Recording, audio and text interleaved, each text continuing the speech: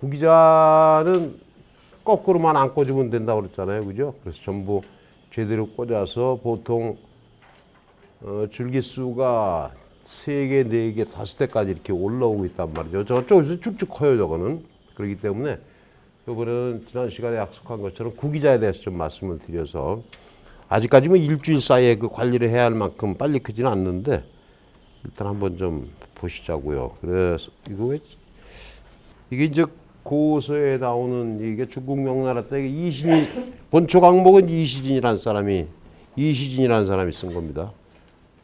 중국 책이죠, 본초 강목은. 거기에 간과 신장에 좋으며 필수생명요소로 보충하고 시력을 향상시켜준다는데 제일 좋은 것이 이제 간에 효과가 있습니다, 구기자가. 그래서 이제 어디든지 한약은 잘 모르지만 구기자는 보약제로 다 꼭 들어가는 겁니다.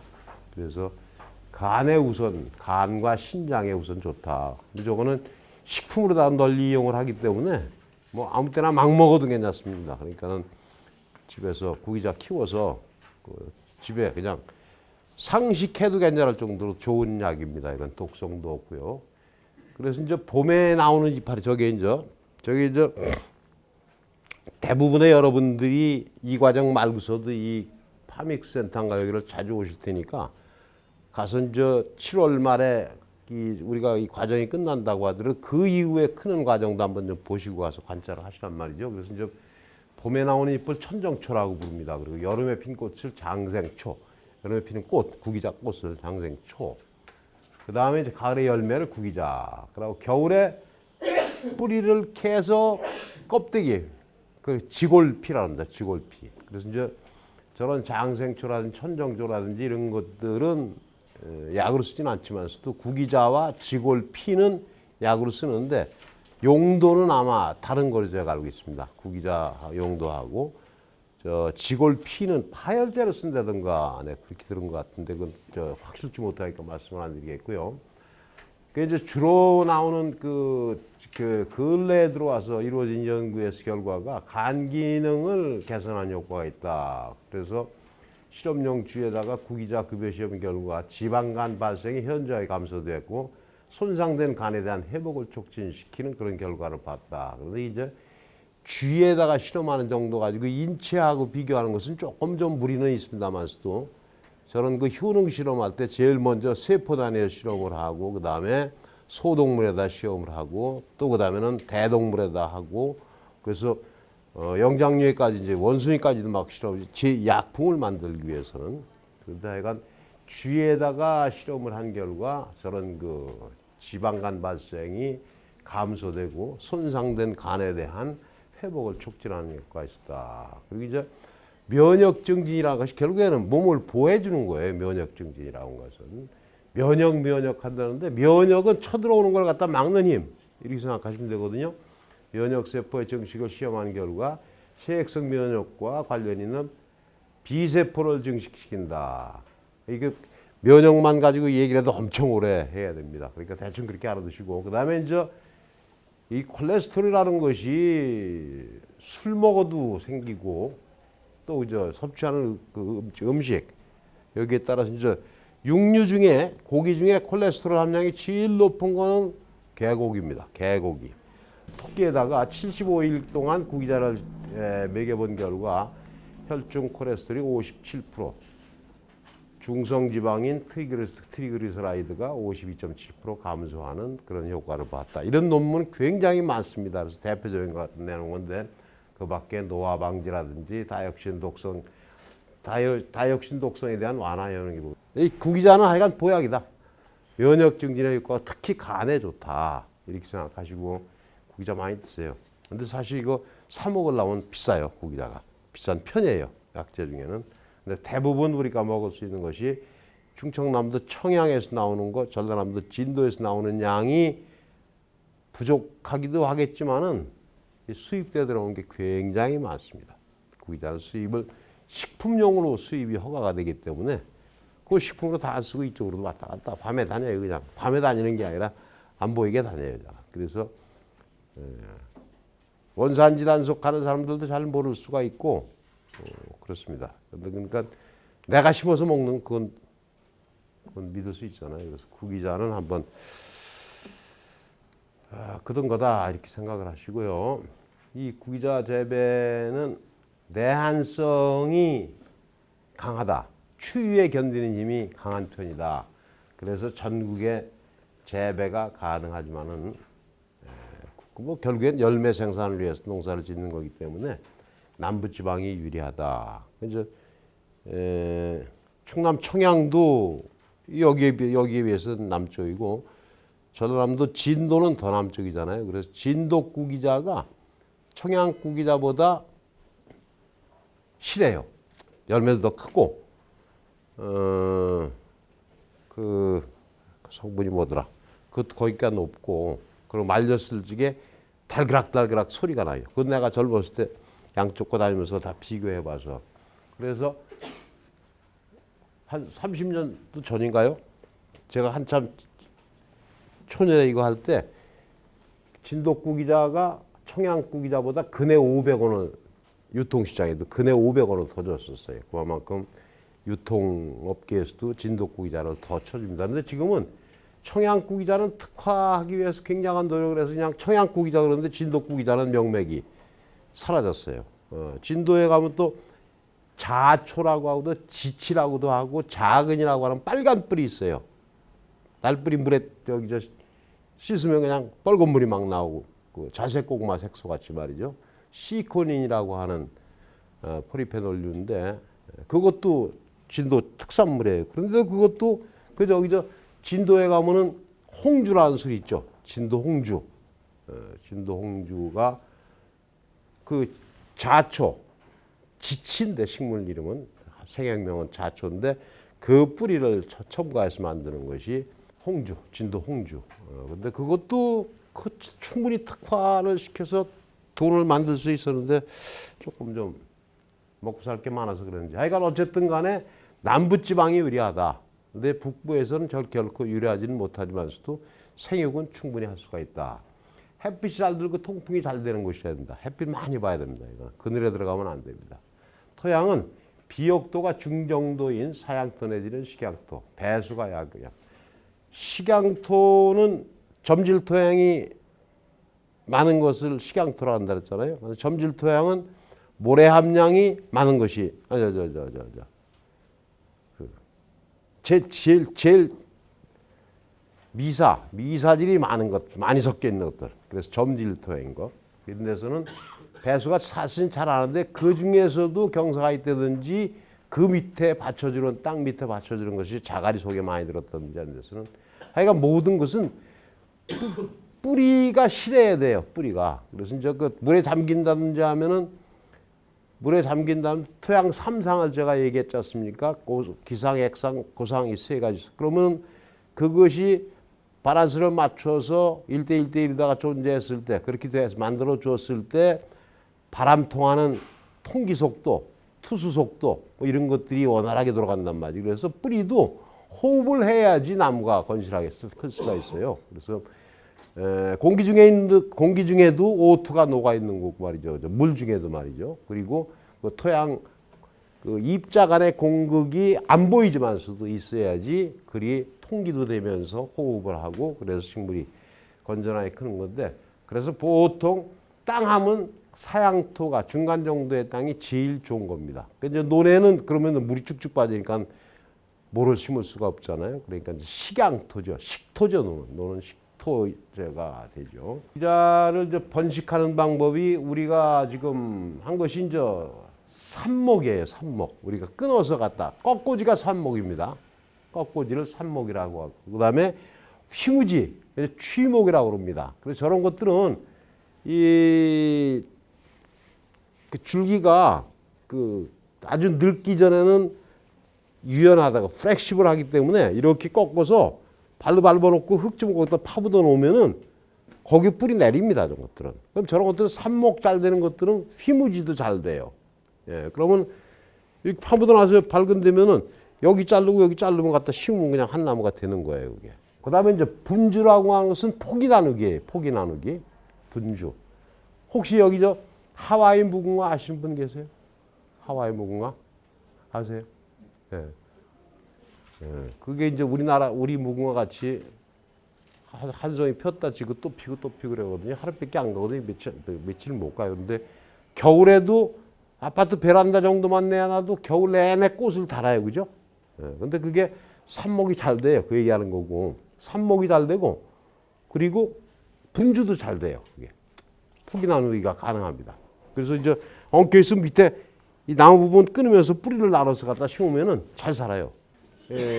꺾꽂이, 삽목, 그 다음에 휘무지, 취목, 그 다음에 분주는 포기 나누기입니다. 그 다음에 종자. 근데 종자가 굉장히 자라요. 구기자 할맹이 많은데 그 안에 종자가 굉장히 많이 들었습니다. 근데 그거를 말려서 골코서 말려서 씨 만들긴 일반인들은 쉽지 않습니다. 그러니까 꺾꽂이가 잘 되기 때문에 이게 이제 삽목하는 방법도 여러 가지가 있어요. 그러니까 언제 하느냐? 늙었을 때 그 숙지를 하라고요. 푸르게 이렇게 늙어도 저거는 이렇게 후해지죠. 저거는. 근데 그게 이제 퍼런 상태에 있을 때를 녹지라고 그러고 그래서 녹지에서 숙지로 갈 때쯤 그걸 반녹지라는데 대부분의 그 삽목하는 것들이 반녹지 상태일 때가 좋은데 구기자는 지금 저게 이제 한 해 겨울을 나요. 그럼 내년 봄 되면서 전부 가지를 쳐준다든지 가지 치는 건 나중에 얘기를 할 텐데 그러면 그거를 다듬어서 갖다 꽂는 거니까 그때는 완전히 숙지가 된 상태입니다. 숙지 상태에서도 구기자는 숙지 상태에서 하는 것이 좋다. 구기자는. 그래서 내년 3월쯤에서 아니 올가을에도 되긴 돼요. 근데 제일 좋은 거는 열매 다 따고 겨울나게 놔뒀다가 어차피 세 가지 받아야 되기 때문에 잘랐을 적에 갖다 꽂으면 그래서 저걸 갖다가 내가 4월 달에 갖다 가져온 거 아닙니까? 그때 자른 거.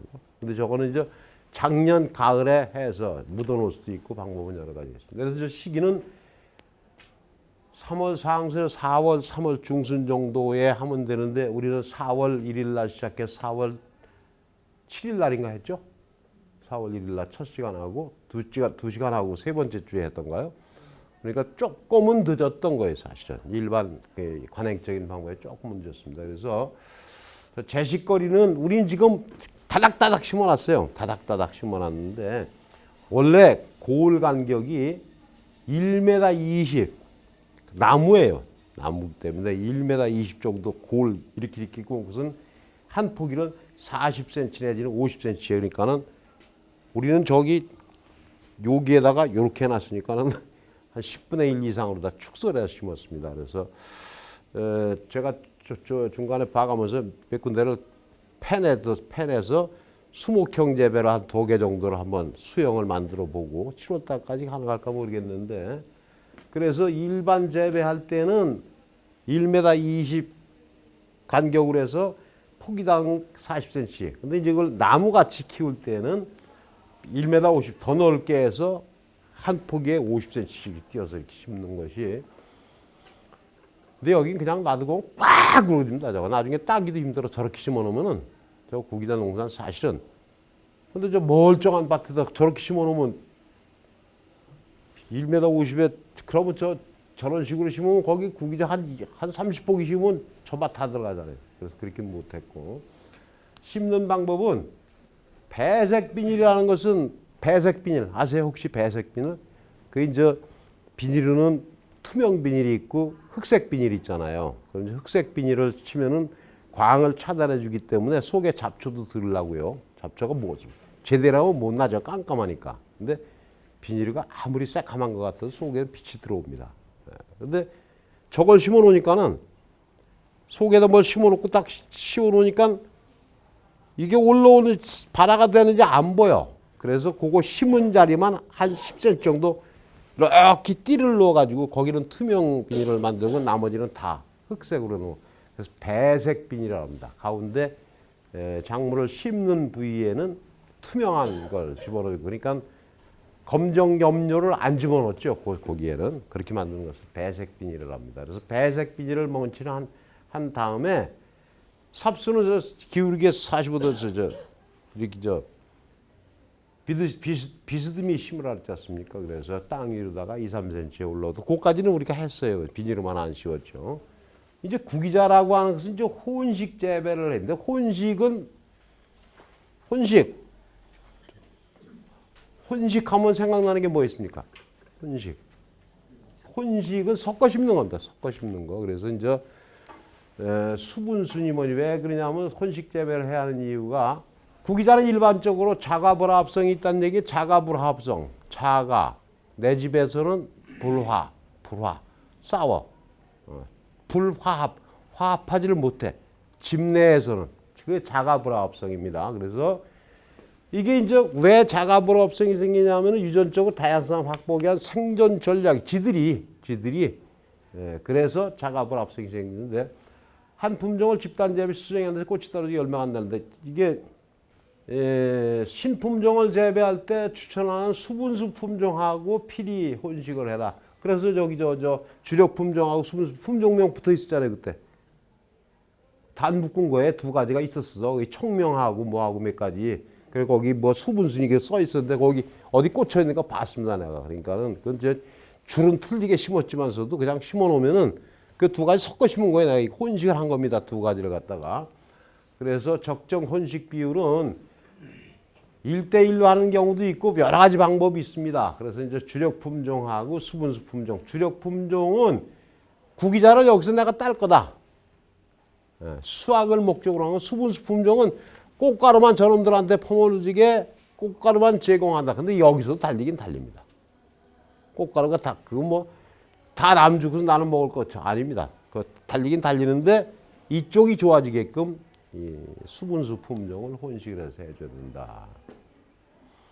그 이제 혼식 방법이 주품종에다가 수분수를 갖다가 골 길이가 뭐 30m 이하고 긴 골이고 이거보다 더 길어지게는 이런 식으로다가 직구작구로 여기 저 짧은 밭에다가는 요렇게 그냥 주력 품종, 수분수 품종 이렇게 같이 심어주고 이렇게 직구작구 심기도 하고 한 주 건너 한 주 가나 이렇게도 할 수가 있고.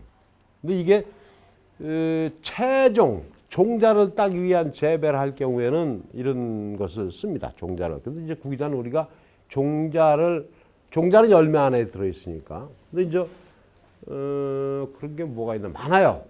내가 미국에서 가서 보니까는 그 해바라기 같은 것도 지금 우리가 쓰고 있는 상추씨, 배추씨, 무씨 이런 것들은 종묘회사에서 계속 해마다 만들어서 F1 품종이에요. 잡종 1세대 품종을 쓰기 때문에 옥수수 같은 거.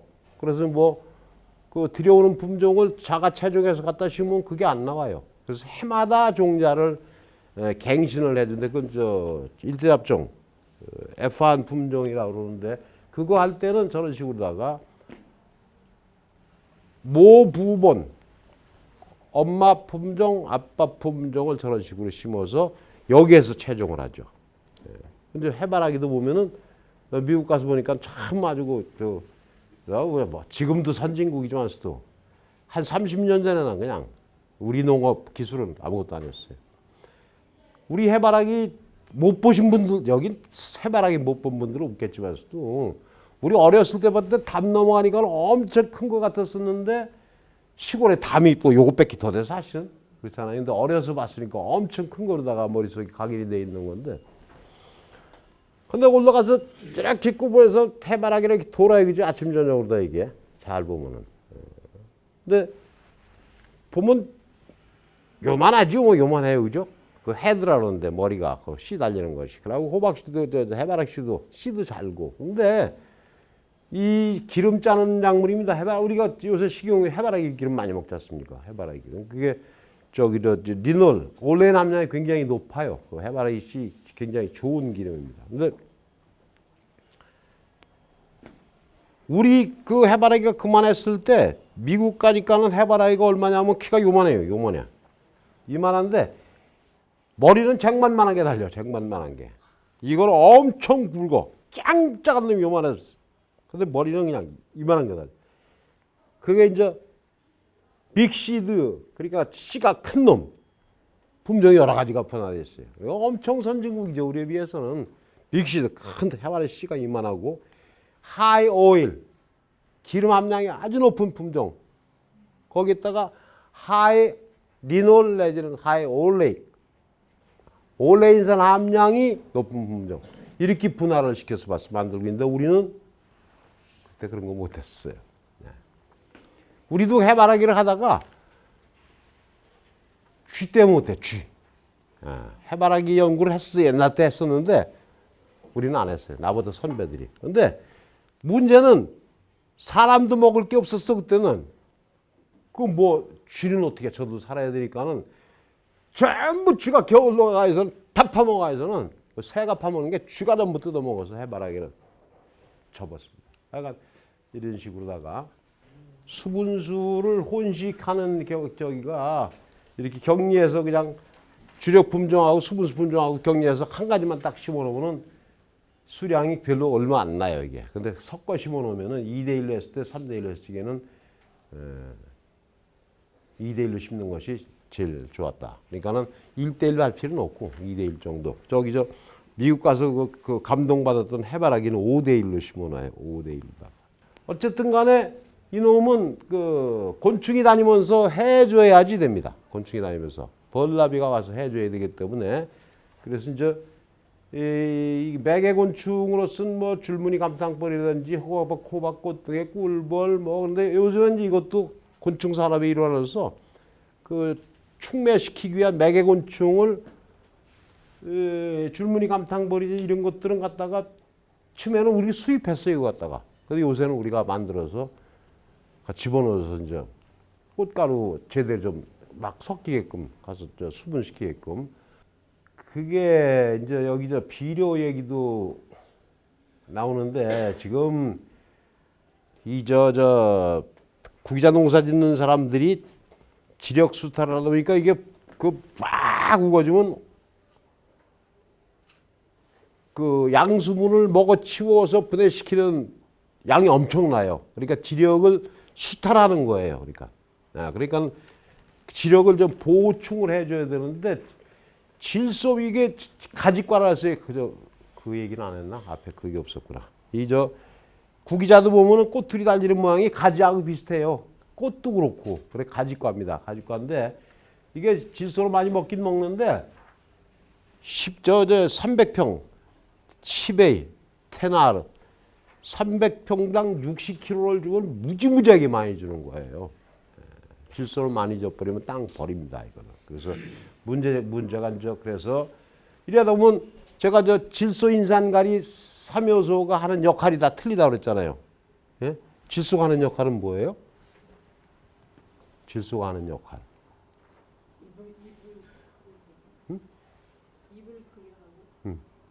그 하여간 성장, 생육을 주관하고요. 장태일 선생 인사는 무슨 기능을 해요?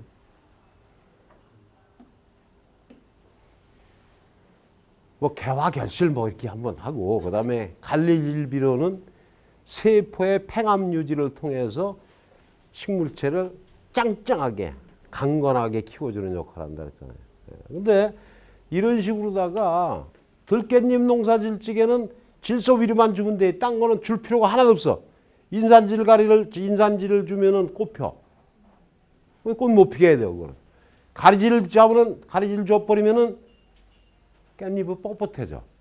그렇잖아요? 그러니까는 깻잎 농사 질 적에는, 들깻잎 농사 질 적에는 요소만 주면 돼. 근데 이거는 열매를 먹을 거거든요, 우리가. 그것만 갖다가 여기 질소질 위주로 주다 보면은 영양생장이 과하다 해서 무성하게 그냥 시꺼멓게 농사 잘 텐데 꽃이 안 펴. 껌껌하고 그냥 꽉 차니까는. 그래서 이런 비료 주는 방법은 잘못됐다. 그래서 이 정도로다가 이 40, 30, 30 주면 이것도 굉장히 많은 양이에요. 이것이 다른 작물에 비해서. 고추가 비료를 많이 먹거나 다른 건 잘 모르는데 근데 하여간 구기자가 비료를 굉장히 많이 먹는 작물이기 때문에 거기에 제일 중요한 것은 늘 얘기하는 것이 유기질입니다. 퇴비를 많이 넣어주는 게 좋다. 근데 우리가 조그맣게 농사를 짓는다면 그렇게 거름의 첫 해 같은 데는 거름에 신경 쓸 거 없고 그 퇴비라고 하는 것들 유기질이라고 하는 것들 요새 농협 퇴비 우리 처음에 갖다 부었던 거 그런 거 그 사실은 어떻게 보면 엄청 많이 먹어야 돼요. 그걸 가지고 부려면은 옛날 그 거름 하던 시절이 제일 좋았었는데.